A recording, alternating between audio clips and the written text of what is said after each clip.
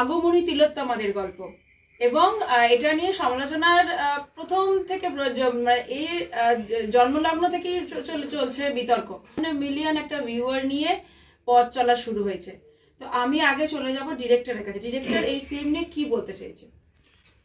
ছবিটিকে ছবির প্রেক্ষাপটে দেখা হোক, শিল্পকে শিল্পের আঙ্গিকে বিচার করা হোক। যত রাজনৈতিক তরজা হয়েছে, আমি সবাইকে অনুরোধ করব, রাজনৈতিক তরজার ঊর্ধ্বে গিয়ে জাতি, ধর্ম, বর্ণ এবং সর্বোপরি সব দলের সবাই ছবিটি দেখুন। সমাজে যারা শিল্পের সাথে যুক্ত, সমাজের কোনো একটা ঘটনাই তাদের মধ্যে প্রভাব সৃষ্টি করে বা প্রভাব ফেলে। আর জি করে যে নারকীয় হত্যাকাণ্ড হয়, সেটা আমাদের মনকে নাড়িয়ে দিয়েছিল। আমি লেখক বা পরিচালক হিসেবে এবং রাজন্য অভিনেত্রী হিসাবে বহু মানুষ রাস্তায় নেমে প্রতিবাদ করেছেন, স্লোগানে প্রতিবাদ করেছেন, গানে প্রতিবাদ করেছেন। আমার মনে হয়েছিল যে আমার প্রতিবাদের ভাষাটা আমার শিল্প, যে যার মাধ্যমে আমি সব থেকে ভালো প্রতিবাদ করতে পারবো। তাই এই ছবিটা বানিয়েছি। আপনাদের অনুরোধ, 8 তারিখ ওটিটি প্ল্যাটফর্মে ছবিটি রিলিজ করছে ইতিমধ্যেই। যেটা সঞ্চালক দিদি প্রথমেই বলল যে এটা গতকাল 1 মিলিয়ন ছিল, আজকে ট্রেলার, টিজার এবং মিউজিক ভিডিও নিয়ে প্রায় 1.2 মিলিয়নের কাছাকাছি চলে গেছে। তো প্রচুর সাড়া আমরা পেয়েছি সোশ্যাল মিডিয়াতে, ট্রেলার, টিজার এবং মিউজিক ভিডিওতে। ছবিটাও আপনারা দেখুন, আপনাদের ভালো লাগলে আপনারা জানান, আপনাদের খারাপ লাগলে আপনারা জানান, আপনাদের সেন্টিমেন্টে যদি কোথাও আঘাত লেগে থাকে আপনারা জানান। আর যদি সত্যি আপনাদের মনে হয় যে এই ছবিটির সাথে রাজনৈতিক কোনো তরজা নয়, এটি সত্যি ভালো, নিপাট, সমাজের জন্য, সমাজের ব্যাধির বিরুদ্ধে একটি লড়াইয়ের ছবি, তাহলে সেটাকে অ্যাপ্রিসিয়েট করুন। এই যে তুমি বললে যে রাজনৈতিক তরজা, এই রাজনৈতিক তরজার কারণটা কি ছিল? দুজনের ব্যাকগ্রাউন্ড রাজনৈতিক প্রেক্ষাপট বলেই? দেখুন, ওইভাবে ব্যাপারটা দেখবো না। আমার ক্রিকেটিং আইডল হচ্ছে সচিন তেন্ডুলকর। সচিন তেন্ডুলকর জীবনে একটা দুর্দান্ত কথা বলেছিলেন অনেকে আমার দিকে স্টোনস ছুড়ে দিয়েছিল, আমি সেগুলোকে জাস্ট গ্যাদার করে একটি মাইলস্টোনে কনভার্ট করেছি। এটা সচিন তেন্ডুলকর কথা ছিল। তো রাজনৈতিক তরজাটা কেন আমি জানি না, কিন্তু রাজনৈতিক তরজা হয়েছে এবং কিছু লোক আমাদের দিকে পাথর ছুড়ে দিয়েছেন। কেন তারা পাথর ছুড়েছেন সেটা তারা বলতে পারবে। আমরা সেই পাথরগুলোকে সুন্দরভাবে গ্যাদার করেছি এবং আমি বিশ্বাস করি একটা শর্ট ফিল্ম যে এরকম আলোড়ন তৈরি করতে পারে, এটা ভারতবর্ষ কেন বিশ্বের শর্ট ফিল্মের ইতিহাসে একটি ল্যান্ডমার্ক হতে চলেছে। তো যারা রাজনৈতিক তরজা ঘটাতে বাধ্য করেছেন, কারণ আমরা যখন ছবিটা বানিয়েছি আমরা রাজনীতির কথা ভাবিনি। তৃণমূল নেত্রী রাজন্যা, তৃণমূলের নেতা প্রান্তিক চক্রবর্তী ছবিটা বানাচ্ছিল না, পরিচালক প্রান্তিক চক্রবর্তী, অভিনেত্রী রাজন্যা হালদার অভিনয় করছিল। তো যারা রাজনীতির রং লাগালেন তাদের আমি শুভবুদ্ধির উদয় হোক এইটুকু কামনা করি এবং তাদের করজোরে নিবেদন করছি আপনারা আরো রাজনৈতিক চর্চা করতে পারেন, কিন্তু প্লিজ 8 তারিখ পুরো ছবিটা ক্লিকে দেখুন। আর আপনি যদি কোনো রকম অসুবিধা থাকে চিন্তা নেই, আমি বা রাজন্যা স্বয়ং ক্লিকের অ্যাপ নিয়ে, মোবাইল নিয়ে, ল্যাপটপ নিয়ে আপনার কাছে চলে যাব, আপনাদের কাছে আপনাদের ছবিটা দেখাবো। মারাত্মক। আচ্ছা, এরপরে আসবো যে এই যে এই সিনেমাটা, এই যে রাজনৈতিক তরজা, এইসবের ঊর্ধ্বে গিয়ে সাসপেন্স অনেক কিছু পাবো, হয়তো সাসপেন্স থাকবে, রাখতেও হবে, 8 তারিখের পরেটা পাবো। তবুও আমি জিজ্ঞাসা করবো যে একদম আমি ফিল্মে কি পেতে? প্রথম বলবো, ফিল্মের হিরো হচ্ছে ফিল্মের গল্পটা, ফিল্মের হিরোইন হচ্ছে ফিল্মের গল্পটা। কারণ এটি একটি সামাজিক ব্যাধির কথা বলে। 1 নম্বর, আমরা দেখলাম আরজিকর একটা নারকীয় হত্যাকাণ্ড ঘটলো, কিন্তু আপনি কি মনে করেন যে এটা একমাত্র ঘটনা? না, এরকম প্রচুর ঘটনা ঘটছে, ওয়ার্ক স্পেসে ঘটছে, হসপিটালেও ঘটেছে। আগে মুম্বাইতে এরকম একটা নির্যাতনের ঘটনা আছে হসপিটালে। আমরা যে বার্তাটা দেওয়ার চেষ্টা করলাম সেটা হচ্ছে প্রত্যেক দিনের জীবনে যদি ছোট ছোট ঘটনাগুলোকে, নির্যাতনের ঘটনাগুলোর বিরুদ্ধে আমরা রুখে দাঁড়াতে পারি, তাহলে বৃহত্তর ঘটনাগুলোকে আটকানো যেতে পারে, যাবেই কিনা আমি বলতে পারি না। দ্বিতীয়, এই ছবিটা যেটা মানুষ পেতে চলেছে সেটা হচ্ছে রাজন্যা হালদার। মানে আমি রাজন্যা হালদার আমার ছবির অভিনেত্রী হিসাবে বলছি না, এই গল্পের অভিনেত্রী হয়ে উঠেছেন রাজন্যা হালদার। রাজন্যা 2টি চরিত্রে এখানে অভিনয় করেছে, একাধারে ও তিলোত্তমার প্রতিচ্ছবি এখানে, আর উল্টো দিকে রাজন্যা এখানে দেবী দুর্গা।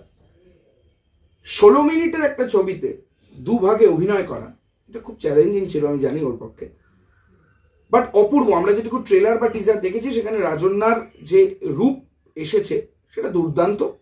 আমি পরিচালক হিসেবে খুব স্যাটিসফাইড, তার থেকেও বড় আমি যদি অডিয়েন্স হিসেবে ছবিটা দেখি খুব স্যাটিসফাইড।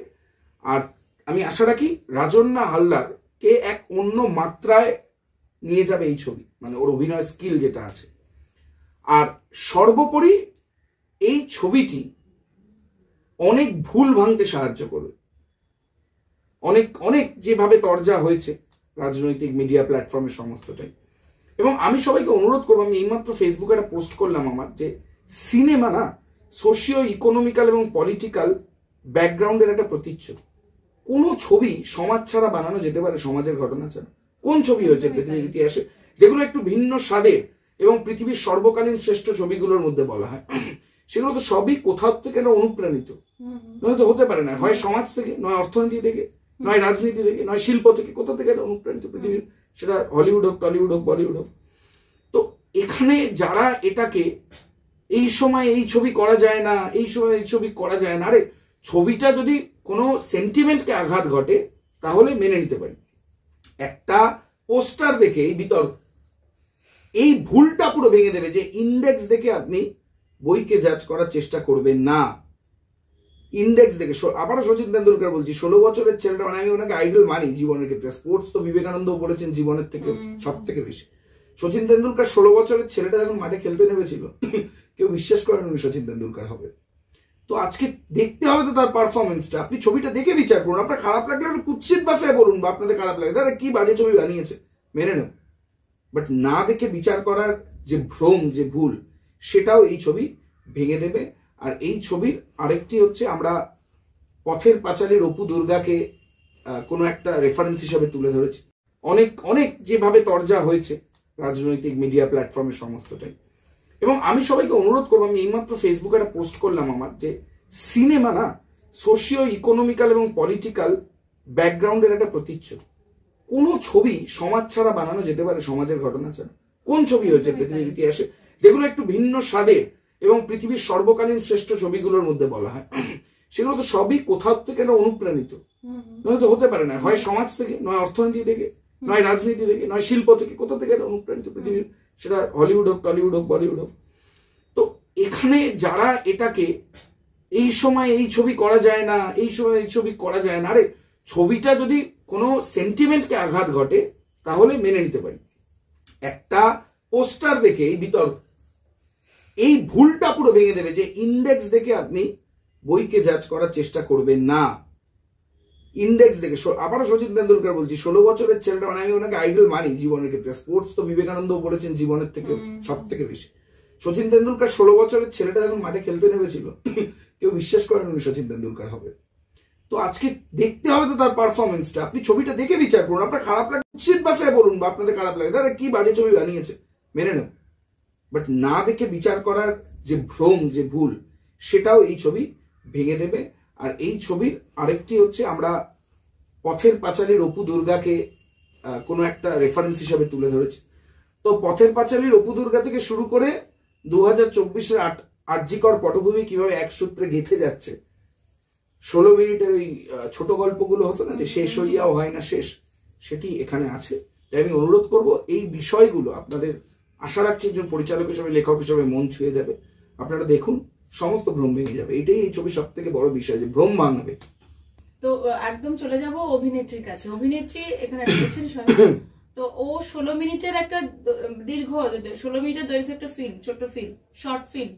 তো সেখানে ওর হিরো হচ্ছে প্রান্তিকের ডিরেক্টরের ভাষায়, যে এই প্রেক্ষাপট, এই সিচুয়েশন, এই আরজিকর, আজকে পর্যন্ত দাঁড়িয়ে আরজিকরের সেভাবে আমরা খুব বেশি বিচার পাইনি। বলতে গেলে হয়েছে অনেক কিছু ঘটনা ঘটছে, বিচার পাওয়াটাও বোধহয় অতটা সোজা নয়, একটু সময় সাপেক্ষ আছে, নিশ্চয়ই পাবো। তো এখানে দাঁড়িয়ে রাজন্যা কি বলবে আরজিকর নিয়ে আগে জিজ্ঞাসা। আইন ব্যবস্থার প্রতি আমি ভীষণ রকমভাবে বিশ্বাসী, এবং আমার দৃঢ় বিশ্বাস নিশ্চয়ই আরজিকরের যে পটভূমি এবং আরজিকরের যে ঘটনা, আরজিকরের যে প্রেক্ষাপট, সেই প্রেক্ষাপটে সুবিচার প্রত্যেকেই পাবে। যারা যারা রয়েছে প্রত্যেকেই সুবিচার পাবে। শুধুমাত্র আরজিকরের নারকীয় ঘটনার যে বলি হচ্ছে সে নয়, আমি বিশ্বাস রাখি এরকম যাদের সঙ্গে ঘটে চলেছে ভারতবর্ষের যে কোনো প্রান্তে, আমি আইন ব্যবস্থার প্রতি বিশ্বাস রাখি যে প্রত্যেকেই সুবিচার পাবেন। এবার এই ফিল্মটা নিয়ে বলো, মানে আমি জানতে চাইবো যে এই যে 16 মিনিটের একটা টাইম স্প্যানে তৈরি এই ফিল্মটা, এবং এখানে টানা হয়েছে অপু দুর্গাকে, আমাদের প্রথম অস্কার পাওয়া একজন পরিচালক, এবং অবশ্যই সত্যজিৎ রায়ের কথা আলাদা করে বলতেই হয় না। তো এই ওনার ভূমিকাটা কিভাবে এলো এখানে, ওনার রোলটা কিভাবে নিয়ে এলো? অপু দুর্গা তো একদম নিবিড় সারল্যের দুটো মনন এবং দুটো ব্যক্তিত্ব, নিবিড় সারল্য যাকে বলে, মানে চোখে মুখে মননে বক্তব্যে সর্বত্রই সেই সারল্যটা আমরা দেখেছি। তো আমার মনে হয় সেই সরলতা আমাদের ফিল্ম ইন্ডাস্ট্রিতে, আমাদের ফিল্মের ইতিহাসে সেই সরলতা, অপু দুর্গার সরলতা যদি পুনরাবৃত্তি হতো এবং অপু দুর্গার সেই সরলতায় যে নারকীয় ঘটনা ঘটেছে, সেই নারকীয় ঘটনায় অপু দুর্গার সরল দৃষ্টিতে সেখান থেকে যদি মা দুর্গার উদ্ভাবন হতো, আমার মনে হয় সেটা যিনি কাহিনী লিখেছেন ডিরেক্টর তিনি আরো ভালোভাবে বলতে পারবেন। কিন্তু আমি যখন অভিনয় করেছি, আমার অভিনয়ের ক্ষেত্রে এটা মনে হয়েছে সেটা যেন আমাদের প্রত্যেকের মনে পৌঁছে যাওয়ার মতো একটা ঘটনা, যে যার সঙ্গে নারকীয় ঘটনা ঘটেছে, অত্যাচার যার সঙ্গে হয়েছে, তিনি কি অপবিত্র? তিনি নিশ্চয়ই অপবিত্র নন, যারা পুড়েছে তারা অপবিত্র। এবার যার সঙ্গে ঘটেছে, যে দেহটা পড়ে রয়েছে, সেই দেহটা কিন্তু মা দুর্গার পবিত্র রূপ, মা দুর্গা। এবং আমার মনে হয়েছে যে মা দুর্গা যেন তার ভেতর থেকে বেরিয়ে আসছেন এবং একটা ঘটনা ঘটেছে, সেই ঘটনা আরো 10টা ঘটনাকে ঘটতে বারণ করছে, বাধা দিচ্ছে। এটাই সামাজিক ব্যাধি বধ করার একমাত্র উপায়।